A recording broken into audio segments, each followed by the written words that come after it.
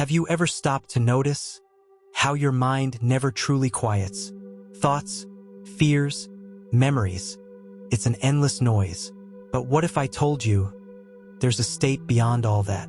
A silence so deep that within it you find freedom. Jiddu Krishnamurti called this the empty mind. And maybe that's exactly what you've been unknowingly searching for. Take a deep breath and come with me to discover what happens when thought finally falls silent. The silence that reveals everything. Imagine a mind that is not trying to solve anything, neither running away, nor searching, nor clinging to ideas. Just a mind that simply is silent. For many, this seems impossible. After all, our thoughts are like a river that never stops flowing. But Jiddu Krishnamurti said that it is precisely in this uninterrupted stream of thoughts that human suffering is born. Krishnamurti was not talking about an artificial silence, created by discipline or by repeating mantras. He spoke of a state of quietness that arises naturally when the mind is free from all the movement of desire, fear, and memory. But how can we reach this? And is it really something that can be reached? A mind that seeks is an anxious mind, Krishnamurti said. When you chase a goal, whether it's enlightenment, peace, or happiness, you have already created a division within yourself. What you are now and what you want to be in the future. This division is the root of conflict. And as long as there is conflict, there is no silence. The empty mind, for Krishnamurti, is not a dull or lifeless mind. On the contrary, it is an awakened mind, alert, free from conditioning and preconceived conclusions. It observes without the weight of the past. It sees things as they are, not as it wishes them to be. When you listen to the sound of the wind in the trees without naming it, without saying wind or tree, there is only pure perception. In that moment, there is no I separate from the experience.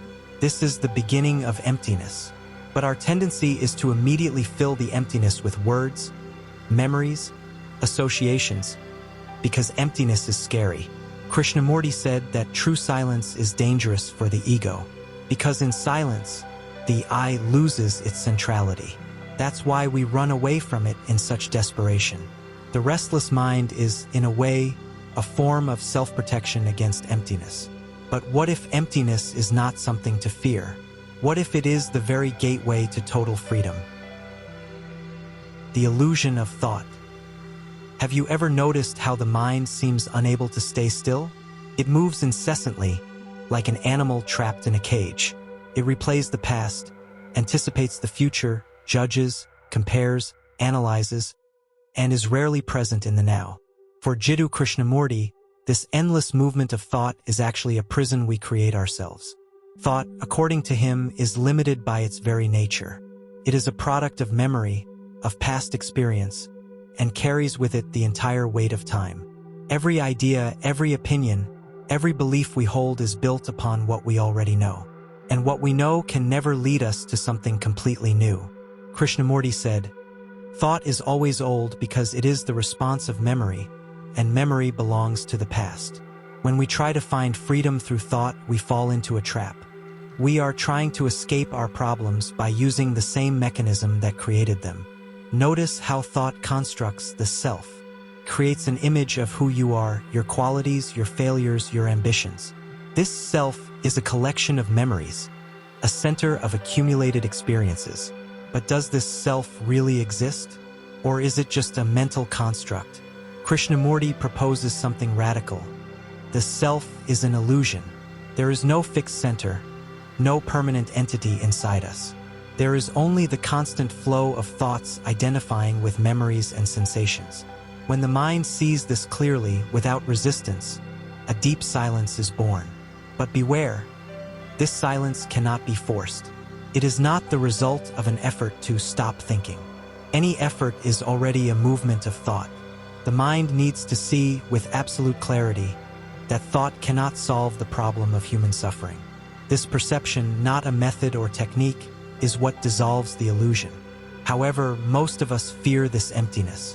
We are used to defining ourselves by our thoughts and memories. The idea of letting all that go feels like a psychological death. And in a way, it is. Krishnamurti called this the death of the self, the end of the illusion of a permanent center controlling everything. But this death is the beginning of something extraordinary. When thought recognizes its own limits and becomes silent, a new space emerges. This space is not contaminated by the past. It is pure, alive, creative. The empty mind, then, is not a state of stupor or unconsciousness. It is an awakened mind, free from the illusion of thought. It perceives life as it is, without filters, without distortions. And only in this perception is there true freedom. The fear of emptiness and the encounter with the unknown. Why are we so afraid of emptiness? Why, when we feel a moment of inner silence, are we overcome by an almost unbearable restlessness? Krishnamurti said that psychological emptiness, the absence of thoughts, memories, and desires, is seen by the conditioned mind as a threat. For the ego, emptiness equals death. From childhood, we are taught to accumulate knowledge, beliefs, experiences. We create an identity based on everything we have seen, felt, and thought. This identity gives us a sense of security. So when the mind begins to glimpse emptiness, it feels as if it is losing its footing. It is like a leap into the abyss. But what is in that abyss? Fear arises because emptiness is the territory of the unknown. Thought, limited to the past, cannot penetrate what is new. The unknown cannot be controlled, predicted, or named. And the ego, which thrives on control and certainty, withdraws.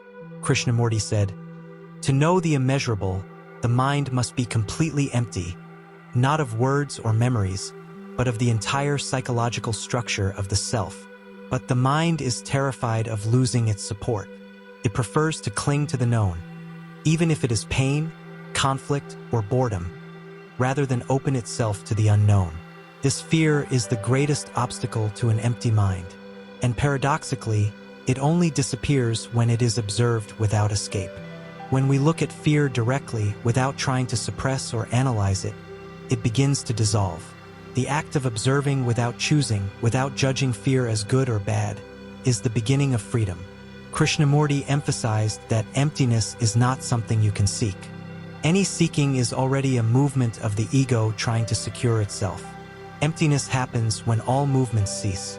There is no effort, no method, no expectation. It is like the sunset. We cannot hurry it, only be present when it happens. In the encounter with emptiness, something extraordinary happens. The mind, freed from the known, becomes one with what is. There is no longer a separation between observer and observed. There is no longer a self trying to understand the world. There is only pure consciousness, without center, without boundaries. Perhaps this is what Krishnamurti called the inner revolution. It is not a gradual change, but a radical break with the past. It is the psychological death that gives birth to a new way of living, a life without fear, without conflict, without the weight of time. But to reach this point, it takes courage to face emptiness head-on and not run away. Because in the end, emptiness is not an end. It is the beginning. The freedom that arises from the empty mind. When the mind is empty, a freedom arises that cannot be described in words. It's not the freedom we usually seek, the freedom to do whatever we want, to satisfy desires, or to escape external restrictions. That's a superficial freedom because it still depends on the ego, the self that demands and compares. The freedom Krishnamurti points to is much deeper. It's the freedom from the self itself. Imagine, for a moment, a mind completely free from fears, desires, and painful memories, free from comparisons, ambitions, and resentments. A mind that neither clings to the past nor projects expectations into the future. Such a mind is not passive. On the contrary, it is full of energy, vitality, and attention. Krishnamurti said, "Freedom is not a reaction. Freedom is not a choice. It is the total absence of any kind of dependence. And this is only possible when the mind is empty. But beware. This emptiness is not a state of numbness or an escape from the world. It is a state of total clarity, where each moment is seen exactly as it is, without distortion. In the empty mind, thought can still arise. but it arises only when necessary for practical tasks and then falls silent. It no longer dominates. The ego no longer uses thought to assert itself, and this completely transforms the way we live. Without the weight of the self, internal conflict disappears. There is no longer that constant struggle between who we are and who we think we should be. There is no longer any effort to become something or someone. Then arises a state of deep and silent acceptance, not resigned acceptance, but a living awareness that everything is as it is. From this freedom comes true compassion, because as long as the ego is active, all kindness is contaminated by self-interest. Only when the mind is empty, free of the self, can love truly blossom. This love is not a passing emotion. It is a state of being. It is a direct connection with all life, without barriers, without separation. Krishnamurti called this the only true revolution. It is not a revolution in the external structures of society, but a transformation at the very center of consciousness. And when this inner transformation happens, the outer world changes as well. Because the world is nothing more than the reflection of our minds. But this is not an ideal to be reached in the future. There is no tomorrow for freedom. It can only happen now, this very moment, when the mind is fully attentive and silent. This is the freedom born from the empty mind. A freedom without borders, without cause, without end. The empty mind and the sacred. When the mind finally quiets, when all noise ceases and the ego no longer asserts itself, something arises that Krishnamurti called the sacred. But beware, this has nothing to do with dogmas, religions, or images created by the human mind. The sacred here is not a concept, not an idea. It is a living, direct experience that can only be perceived when there is no longer in someone to experience it. The empty mind is like a crystal-clear mirror. It reflects reality without distortion. In this state, psychological time, yesterday and tomorrow ceases to exist. Only the now exists, pulsating intensely. And in this now, there is a presence, a silence so vast it seems to contain the entire universe. Krishnamurti said, "Where there is silence, there is infinite space. And only in that space can what is sacred bloom." This blossoming is not a mystical event reserved for a few. It is the natural result of a mind freed from the shackles of the self. And in this state, the perception of life changes completely. The sunrise ceases to be just a physical phenomenon and becomes a revelation. The song of a bird is no longer just an ordinary sound, but a portal to infinity. Every little thing, a leaf in the wind, a smiling child, the sound of rain, reveals a beauty that could never be seen by a busy mind. This perception of the sacred is the essence of the empty mind. And from there, all actions become sacred. The simple act of looking, listening, or touching is lived with such complete attention that there is no room for selfishness. A natural order arises, an intelligence beyond thought, guiding life with grace and harmony. Now, I want to invite you to reflect. Have you ever felt moments like these? Moments when time seemed to stop and everything was in perfect peace?